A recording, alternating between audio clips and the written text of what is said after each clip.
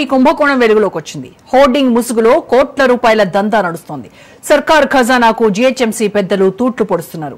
ఒకటి కాదు రెండు కాదు, ఏకంగా 500 కోట్ల రూపాయల స్కామ్ జరిగినట్టు తెలుస్తోంది. ప్రజల ధనాన్ని పరిరక్షించాల్సిన ప్రభుత్వ సంస్థలే దానిని దోచుకోవడంలో భాగస్వాములవుతున్న పరిస్థితి హైదరాబాద్ నగరంలో దర్శనమిస్తోంది.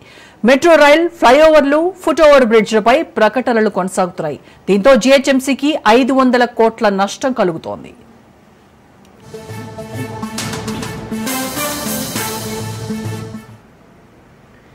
Greater Hyderabad municipal corporation GHMC ప్రకటన శాఖలో భారీ స్థాయిలో అవినీతి జరుగుతున్నట్టు ఆరోపణలు వెల్లువెత్తుతున్నాయి. ప్రకటనల కాంట్రాక్టుల మంజూరులో పారదర్శకత లేకుండా ప్రత్యేక సంస్థలకు మాత్రమే అవకాశాలు కల్పిస్తూ ప్రభుత్వ ఆదాయానికి సంవత్సరానికి కనీసం 500 కోట్ల రూపాయల నష్టం జరుగుతోందని ఆరోపణలున్నాయి. ఒకవైపు ప్రజా ఆదాయం దారి తప్పుతుండగా మరోవైపు కొంతమంది అధికారులు, ఖాతాదారుల జేబులు నిండుతున్నాయని విశ్వసనీయ సమాచారం.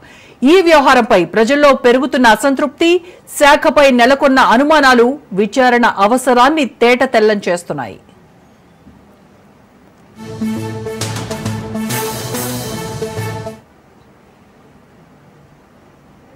ఒకప్పుడు గ్రేటర్ హైదరాబాద్ మున్సిపల్ కార్పొరేషన్ ప్రకటనల ద్వారా కోట్లాది రూపాయల ఆదాయాన్ని పొందేది.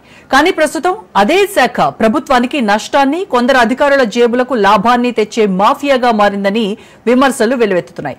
ప్రకటన హక్కుల్లో అసమానతలు, కొద్ది సంస్థలకు ప్రత్యేక అధికారాలు, పారదర్శకత లేకపోవడం వంటి అంశాల కారణంగా జీహెచ్ఎంసీకి ఏటా 500 కోట్లకు పైగా ఆదాయం కోల్పోతోంది. 2005 వరకు జీహెచ్ఎంసీ కొత్త హోర్డింగ్ అనుమతులు జారీ చేసేది. తర్వాత కాలంలో కొత్త అనుమతులు నిలిపివేసి అప్పటికే ఉన్న పాత హోర్డింగ్ల ఆధారంగా ప్రకటనలు కొనసాగించింది.